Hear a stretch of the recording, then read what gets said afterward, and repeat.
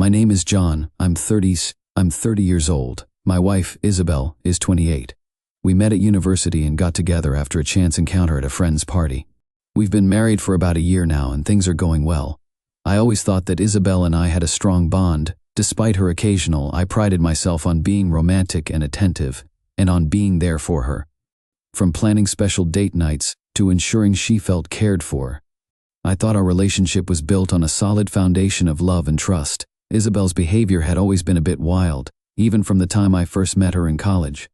First of all, back then in college she said she wanted something serious, but she had a tendency to avoid settling down. Those early days of us dating were literally marked by multiple instances of her cheating on me, which caused me a great deal of pain and confusion. Strangely, I forgave her each time, maybe because I was foolishly influenced by her apologies and promises of change. She convinced me that she had turned a new leaf and was committed to our relationship. For a while, I believed her. Over time, I genuinely thought those episodes were behind us. However, I am now shocked to discover that she has been cheating on me. Once again, I'm shocked and disappointed. I've lost all trust in her and am questioning everything about our relationship. Aside from her infidelity, Isabel also had a habit of avoiding responsibilities. She was the type who always wanted someone else to do things for her, which was pretty clear from our college days.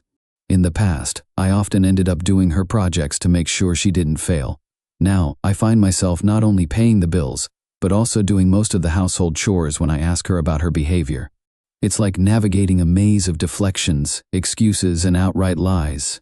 She'd apologize, promise to change, and then go back to her old ways shortly after. Our work situation was another layer of frustration.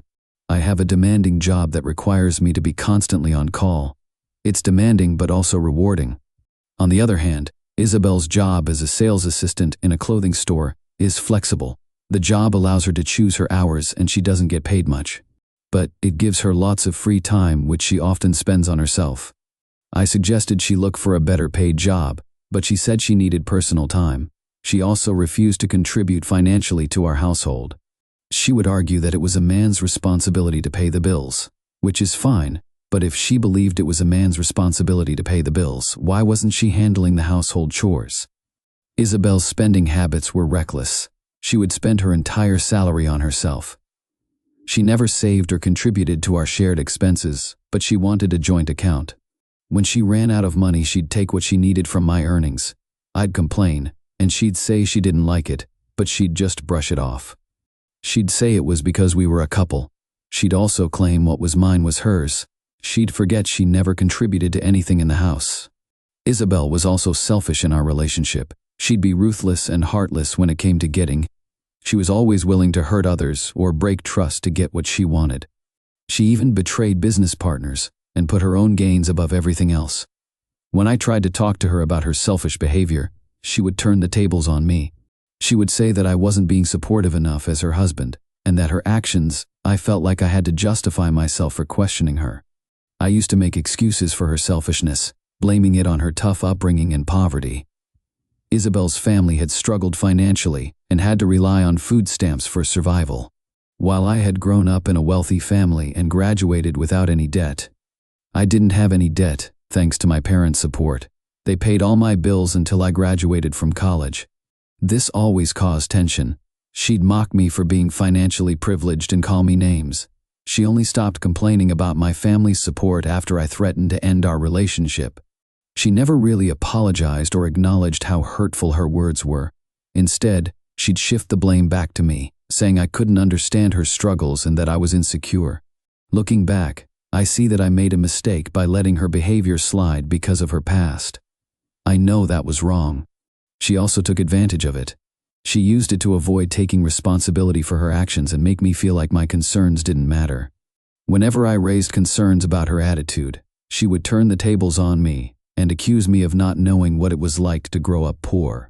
She said the reason why I wasn't selfish and I was centered like her, because I grew up wealthy. When someone grows up poorer like her, they learn to only care about themselves because no other person matters. Of course, I didn't agree with her, but there was only so much I could do. I had tried my best, but she wouldn't listen to me. Isabel's treatment of my family was another real headache in our relationship. She wasn't just rude, she was downright mean. Sometimes, whenever she wanted something or knew gifts were coming, she'd turn on the charm. When my parents offered to buy us a house, Isabel made snarky comments about our lifestyle and upbringing.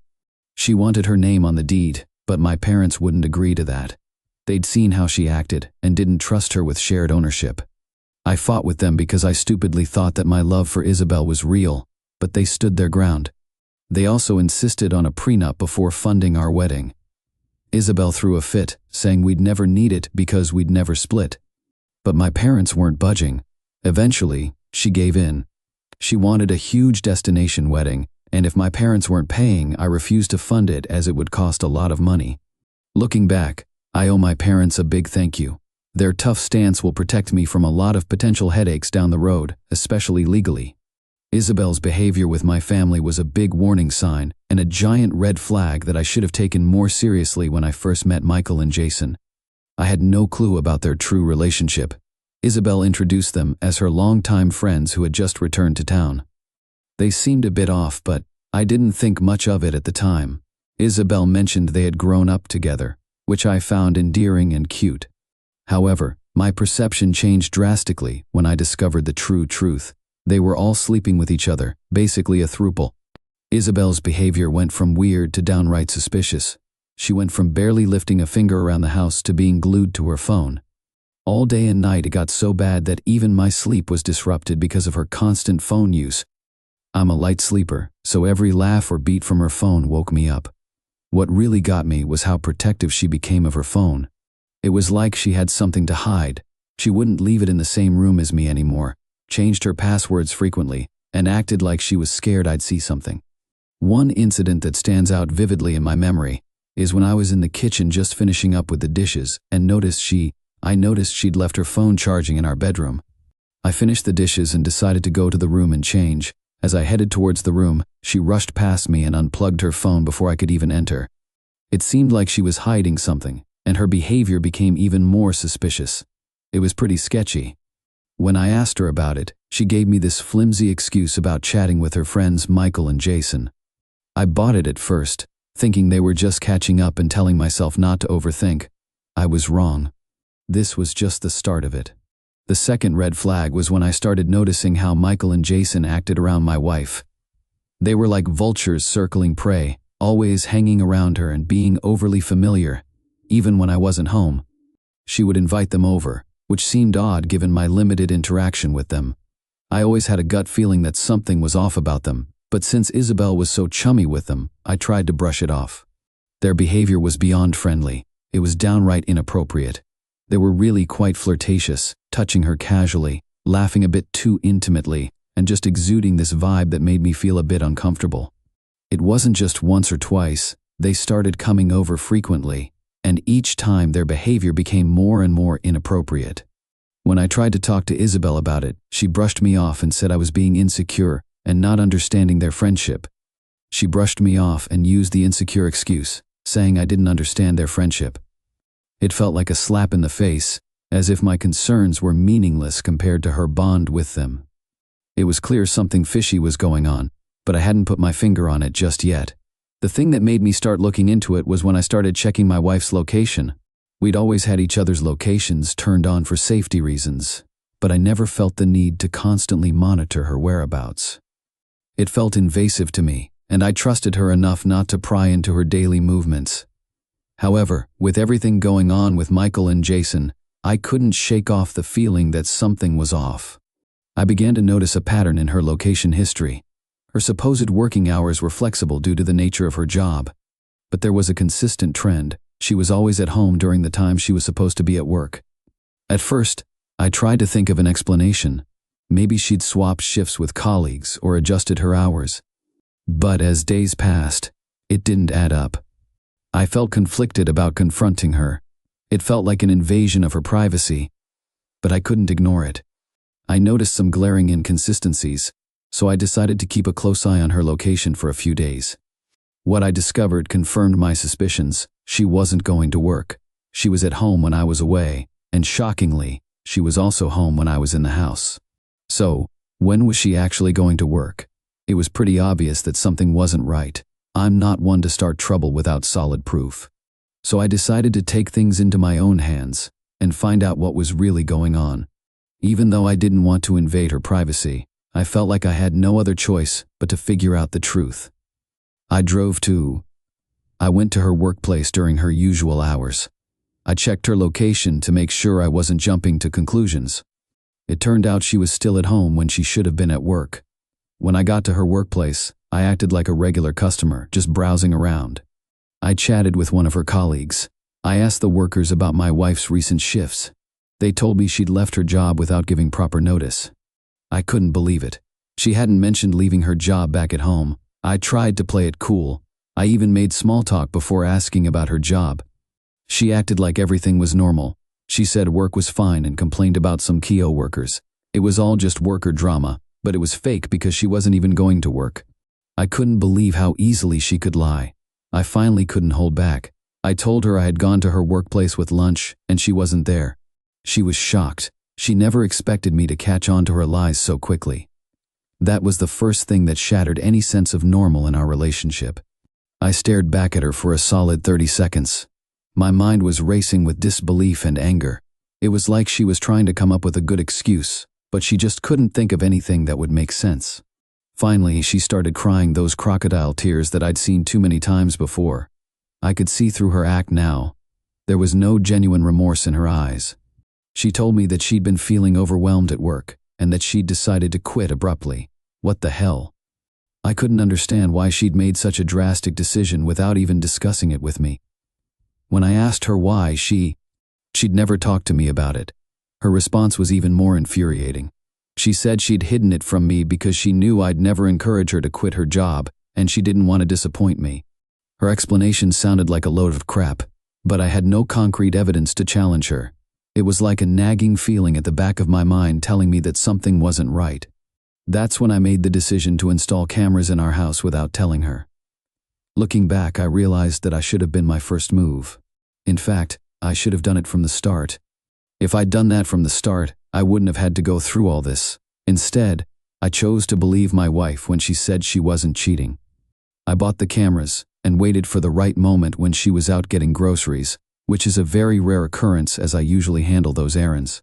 I installed the cameras discreetly and genuinely thought nothing would come of it, but when I finally checked the footage after about a week, I discovered the truth. I couldn't believe my eyes. There she was, my wife, in our matrimonial bed, betraying me with her. I called my friends to tell them what had happened. I was devastated. I couldn't believe what I was seeing on the footage. My wife was in bed with her friends. They were laughing at me and saying I was oblivious. I had no idea about they were up to. The footage kept rolling, showing them coming over to the house multiple times when I wasn't around, sneaking around behind my back and betraying my trust in the worst possible way. The sheer volume of footage I had gathered in just a week was overwhelming. It felt like it was a real punch to the gut. I felt sick to my stomach and on the verge of fainting. I was in a very dark place that day. My mind was consumed by thoughts of betrayal and deception. I even struggled to focus on work. I kept zoning out because all my thoughts were consumed by the realization that my wife had been cheating on me with her. Supposed I should have seen the signs. I should have noticed the subtle cues that something was off, but I was blinded by trust and love. Now that trust had been shattered, and the love I once felt had turned into seething anger. I couldn't help but feel betrayed. Not just by my wife, but also by her so-called friends. I called friends who I thought were just friends, and they were always nice and polite to me. But when I got home, I felt betrayed and angry.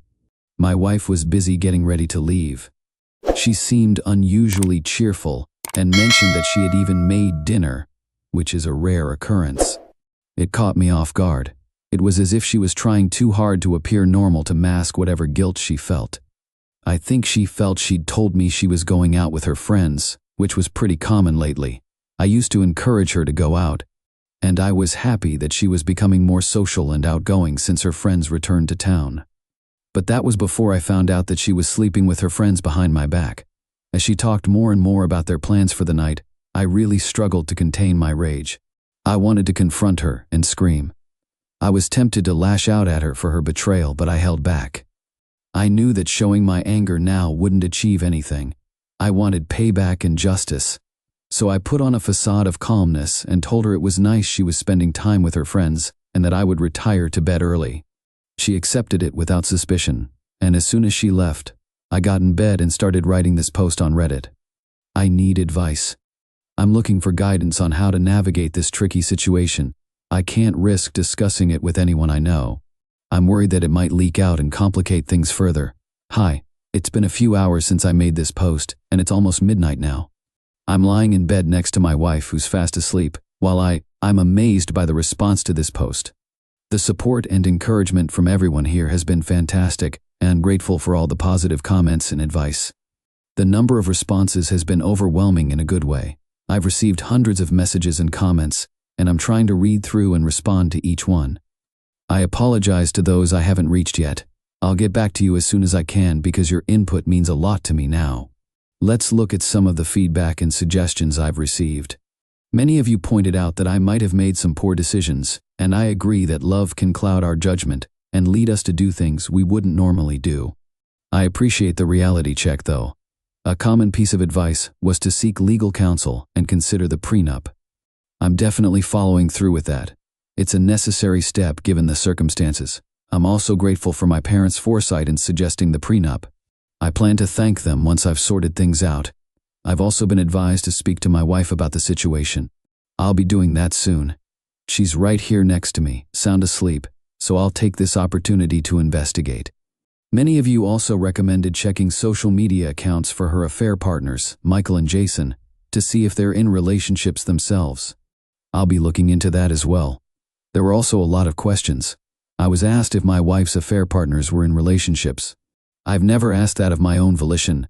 I've said before that they give me a bad vibe, so I've distanced myself from them. I don't know anything about them, not even where they live. I asked my wife, but she dodged the question. All I know is, I know that they are my wife's friends from way back and that they left the town after high school but recently came back. That is literally all I know. But since many of you have asked about it and raised concerns about it, and as many of you said, it would be a very wrong move of me to not tell their partners that they are cheating on them with my wife, I will be investigating a little more so that I can give you all the full picture. I'll be looking into this further. I'll check my wife's Facebook to see if I can get access to Michael and Jason's accounts. I'll also look at their Instagram accounts to see if they're in any sort of relationship. I'll let you know what I find out. Thanks again for all the support and advice. It's been a bit of a roller coaster, but I appreciate the help. I just wanted to give you all an update on what's been going on. It's been a couple of days since my last update, and a lot has happened since then.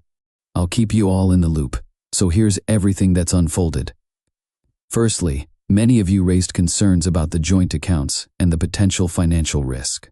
I hadn't thought about that aspect before, but now I'm looking into securing my money. I'm thinking of transferring all the funds from our joint account back into my personal account. I know my wife won't be happy about it, but at this point, I don't care what she thinks. I'm not worried about her checking my phone. Let's just say that cheaters are often not as smart as they think they are. My wife probably felt like she was too smart to ever be suspected or caught. She was practically living in a bubble. I also found out that she'd been having an emotional affair with Michael and Jason long before they returned to town. She said things like she loved them, missed them, and couldn't wait to see them when they came to town. She wasn't saying all this in a friendly way. She also shared intimate details about our relationship and even exchanged nudes with them. She even exchanged nude photos with them. She sent them multiple nude photos, and they sent multiple nude photos back to her. The third and most shocking thing is that both Michael and Jason were in committed relationships. Michael had a girlfriend, and Jason was engaged to be married next year. They even had a cringeworthy group chat named the Throuple, which basically just consists of the three of them. It's unbelievable how they were brazen and crazy. Moving on to Facebook. I wanted to contact Michael and Jason's partners to expose the truth. I gathered screenshots of the chat evidence and then looked into their social media profiles. Jason's fiancée was easy to find since his relationship status and tags clearly identified her.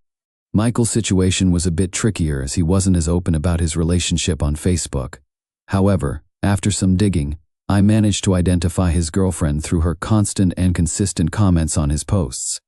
I reached out to both of them, but it's too early to expect a response since it's only been a few hours. I feel a mix of emotions, anger at my wife and her affair partners, sympathy for their unsuspecting partners, and a sense of justice in exposing this whole show. I'll keep you all posted on any developments, especially if Michael and Jason's girlfriends get back to me. Thanks again for all your support and advice. Update, Reddit, quick update here. Michael and Jason's partners responded to my messages. Initially, they were skeptical and found the situation sketchy, which is understandable, so I suggested meeting up for coffee to show them all the evidence I had. I could have sent everything to them on the phone, but I think some news is better delivered face to face. This morning, I got ready for work and made arrangements to meet Michael and Jason's partners for lunch. I also remembered how I mentioned securing money in our joint account. I took action and cleared everything out and transferred it to my personal account. My wife wasn't happy about it. I was pretty happy about it, to say the least. She started shouting at me and saying I was being financially abusive.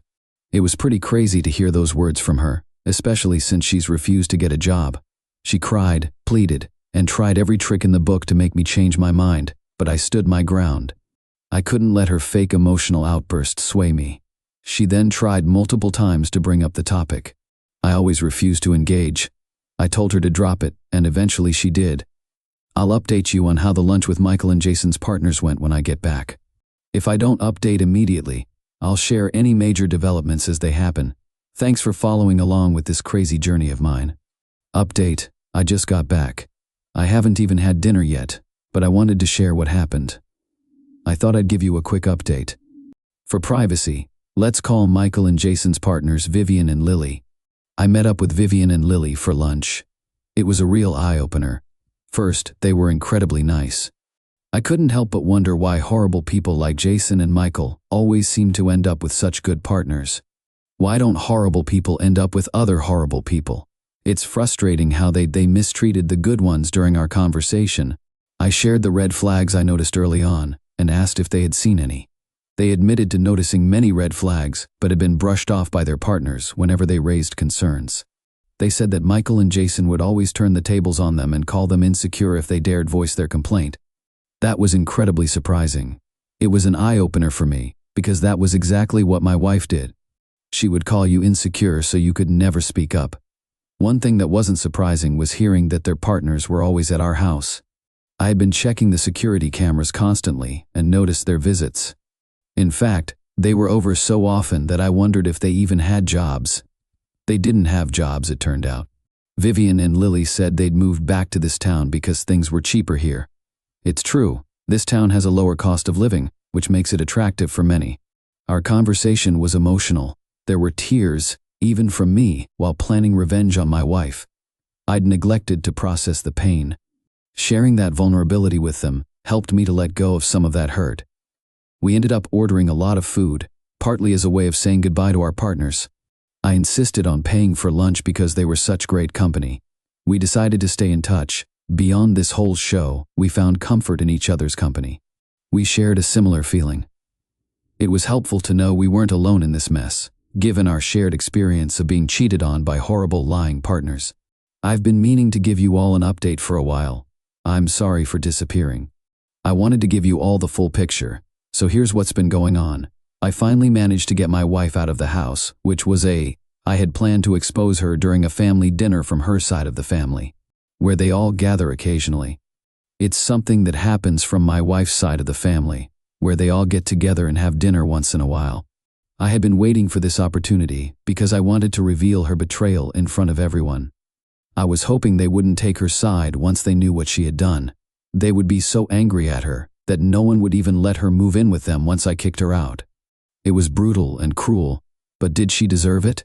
In the meantime, I got back in touch with my best friends, whom I had distanced myself from after finding out about the cheating.